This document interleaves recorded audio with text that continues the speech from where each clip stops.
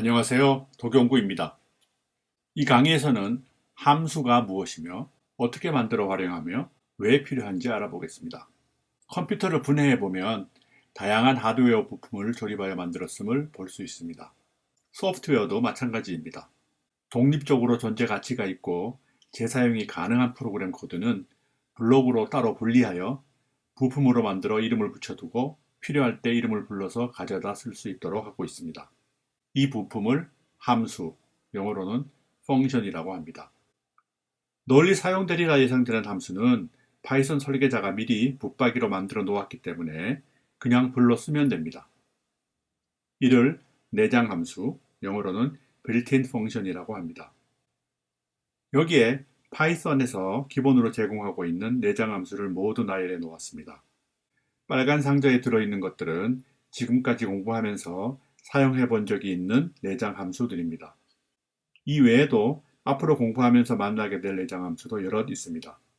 내장 함수의 사용법과 기능은 표준 라이브러리 문서에 자세히 설명되어 있습니다. 가보겠습니다. 파이썬 표준 라이브러리 문서입니다. 조금 아래로 내리면 바로 내장 함수가 나옵니다. 클릭하겠습니다. 방금 본 것과 똑같은 내장 함수 목록입니다.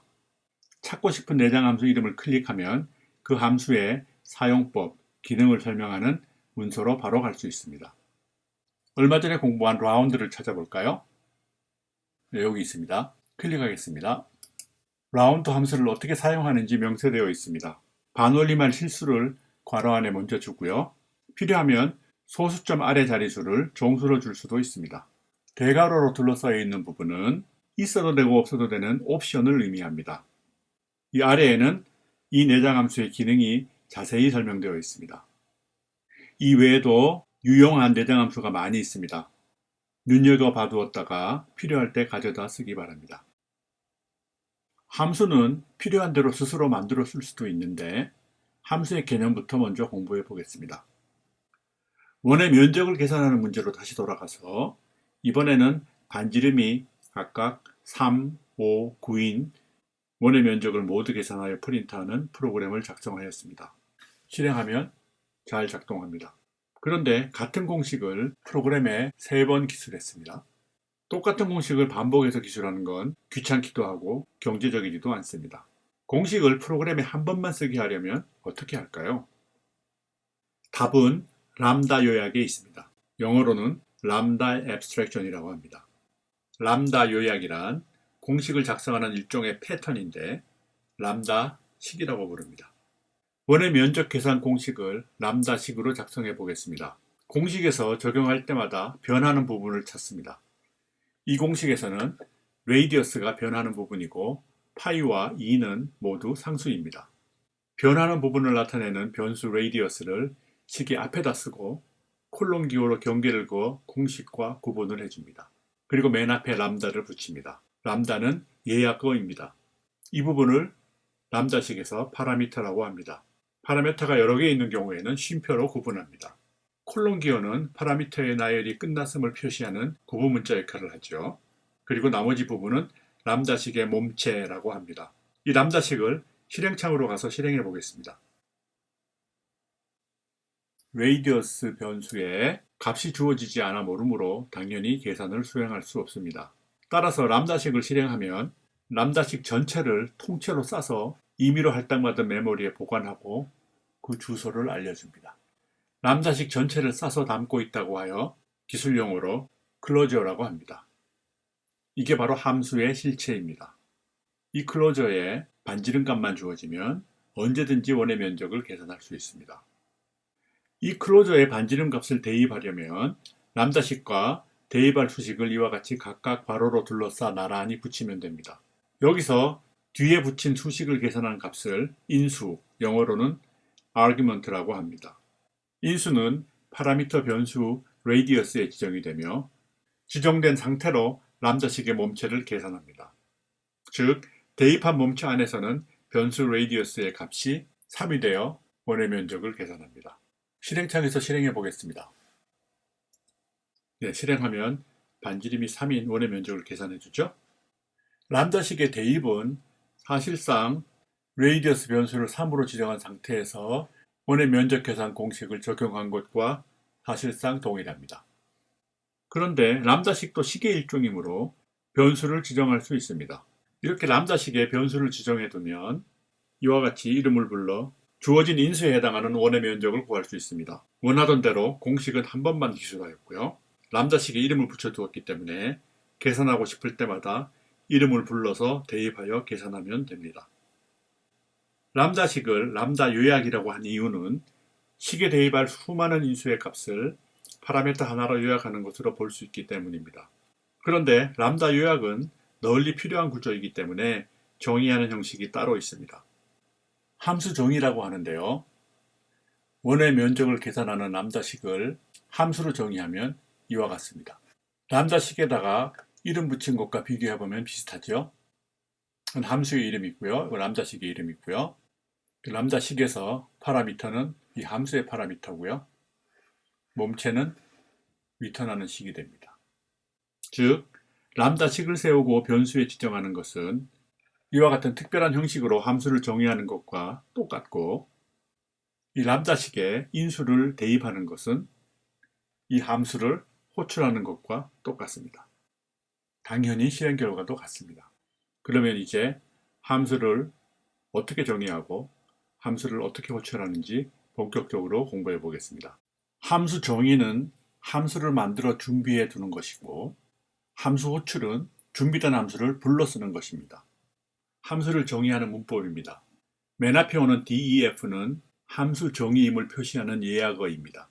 다음에는 함수 이름이 옵니다. 함수 이름은 변수 이름과 이름 짓는 요령이 같습니다.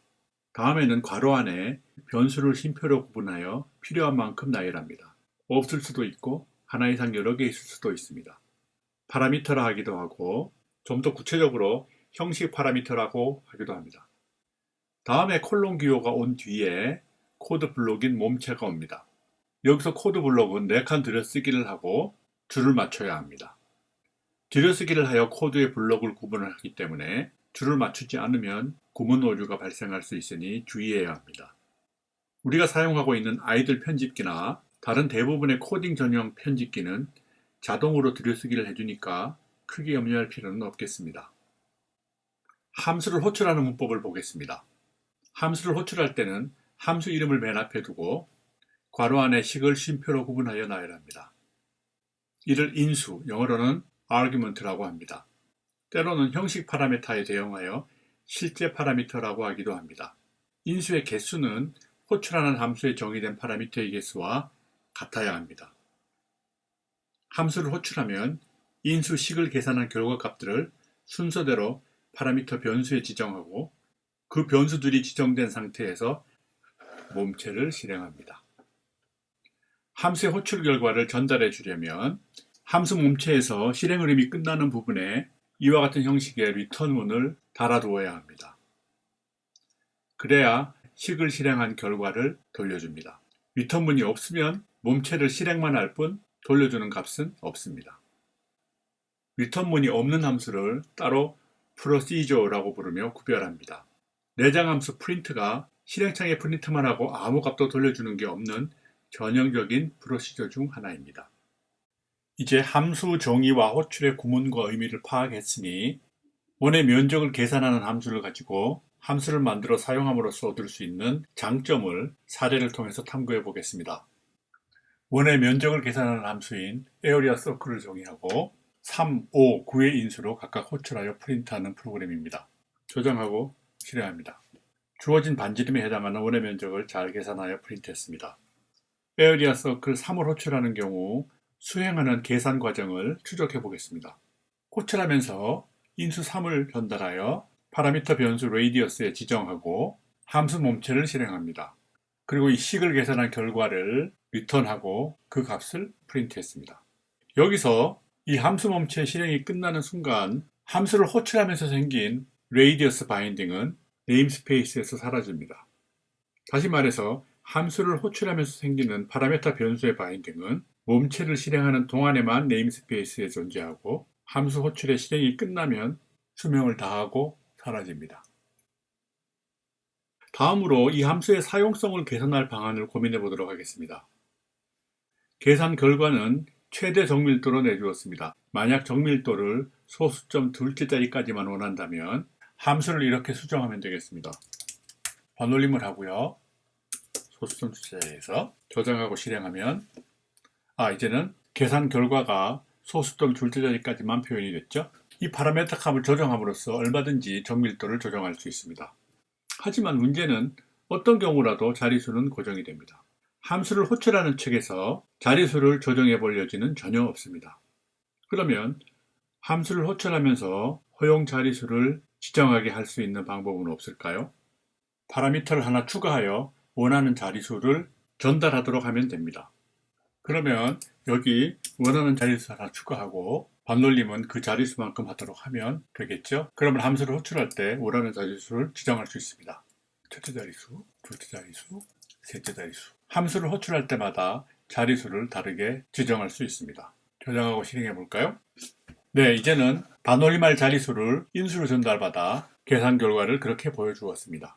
이렇게 하면 함수를 호출하는 측에서는 원하는 자리수를 원하는 대로 조정할 수 있게 되어 함수의 사용성이 그만큼 개선되었습니다. 83쪽에서 86쪽에 걸쳐서 함수 작성 연습을 할 수 있는 실습 문제가 있습니다. 이 문제를 풀면서 함수 정의와 호출을 완벽히 이해했는지 확인하기 바랍니다. 실습 문제로 들어가기 전에 필요한 예하고 두 개만 공부하겠습니다. 하나는 none입니다. none은 없음을 표현하는 식입니다. 실행하면 아무것도 나타나지 않습니다. 그런데 none을 프린트하면 자기 자신을 보여주기는 합니다. 프로그램에서 식을 써 넣어야 하는 부분이 미완성일 때 none으로 채워두면 구문 오류를 막을 수 있어 유용합니다. 패스라는 예하고도 있습니다. 실행에도 아무 영향이 없는, 즉 아무 계산도 하지 않는 명령입니다. 따라서 실행하면 아무 반응이 없습니다. 하지만 패스 나름대로의 용도가 있습니다. 예를 들어 함수 몸체를 비워두면 구문 오류가 되지만 몸체를 패스로 일단 채워두면 구문 오류는 발생하지 않습니다. 미완성 함수의 빈 부분을 채워두는 용도로 사용하면 편리합니다.